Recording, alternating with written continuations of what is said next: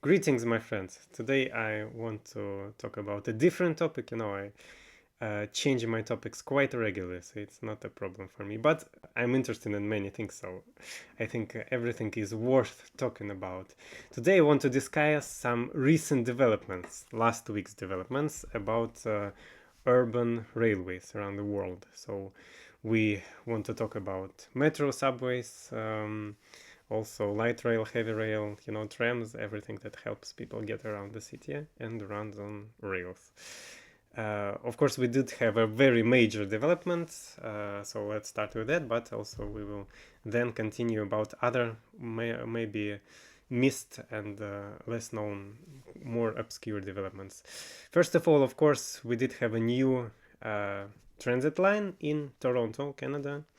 Eglinton LRT, officially line 5 of the subway, right? Opened with 19 kilometers of track and 25 stations. Now, for those who don't know, Toronto, the largest city in Canada, has had three heavy metro lines, subway lines, but in 2010s they decided to cut costs a bit by changing their plans and making, instead of expanding their subway systems, they decided to build new light rail lines with dedicated separated right-of-ways to also provide the transit for less money. So maybe many experts now believe, of course, that this didn't really work out because, for example, this Eglinton line cost upwards of $13 billion, a lot of money. Many of you probably heard of a transit line, also light rail line in Kitchener Waterloo, close to Toronto, which only cost less than billion. It cost like 800 million dollars, so a lot less expensive. And it has the same length, around 19 kilometers. Of course, it doesn't have underground running. So there are a lot of differences, but still 13 billion is a lot of money. But of course, this Eglinton line is very extensive. It does have a long section of running underground, so fully grade separated without any problems, right? Without any intersections or whatever. And it does have three interchanges with other subway lines and also with other GO lines. So these all three interchanges are underground, but there is a street running section in Eglinton line, and this is the cause for most of the problems, actually. Many people I've seen, they saw that this train stops at traffic lights, which is very baffling, right? You have spent a lot of money on this very expensive transit line, and it doesn't have full priority with cars. I'm sure there are probably some bureaucratic documentary problems about this particular matter, but we will hope that this gets resolved. But I still believe that building a full-scale, heavy metro would be beneficial and would be better for Toronto, because Toronto is a huge city, right? It has a lot of potential for development of the transit development, and it should have more capacity. I think these basically trams, vehicles, they don't have that much capacity, even though they're speedy enough. But I'm grateful that this exists. It's better than nothing, so we will see. Onwards towards less known developments of this week. Onwards to South America, where a new extension of Line 1 of Belo Horizonte metro was built with 1.5 kilometers and a single station, Novo Eldorado.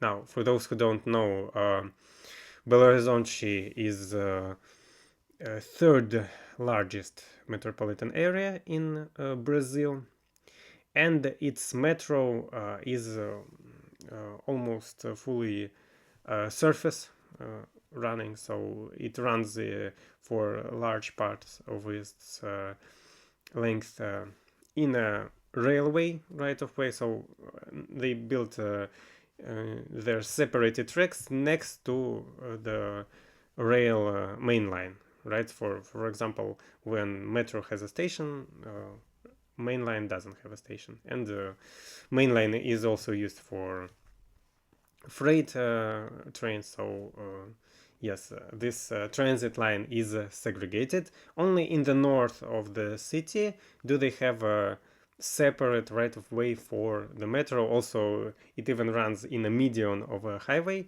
for some time for some of its lengths. I don't I'm not really a big fan of it, but whatever, we build transit where we can, so I think it's fine and still useful. And on the 9th of February, so on Monday, a small extension was opened on the western side of the city with 1.5 kilometers of track and a single new station. Now, it's nothing major, but still more coverage for the locals, and I think it will be quite useful. And also, they only have a single line currently, and they are planning in total 4 lines. So one more is currently under construction, as I believe, and 2 more are still planned and studied for. So I hope we will see more developments from this Brazilian city on urban railways later. And now let's move to China. China always has a lot of news in terms of urban railways. They like to build those. And today we will talk about Chongqing. Chongqing is officially the biggest city in China, but it has administratively a very big area that includes some distinct areas and rural areas, and maybe the actually urban area and metropolitan area of the city is smaller than the administrative area, right? Still, Chongqing is quite large, and it has an extensive system which is called rail transit, simply because it doesn't have only metro but also quite famous 2 monorail lines.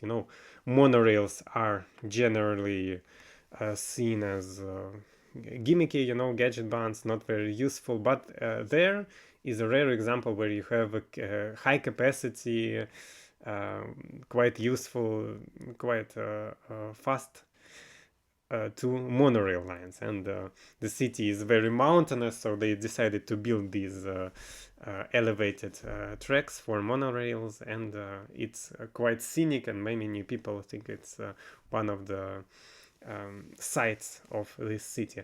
Now, today I want to share information specifically about line 4, which was for a long time a line that extended very far into the western, into the eastern, suburbs of the city for 50 kilometers, and it came to the terminus just at Min An Avenue station, just at the loop line. So it touched the loop line, which encircles the central city.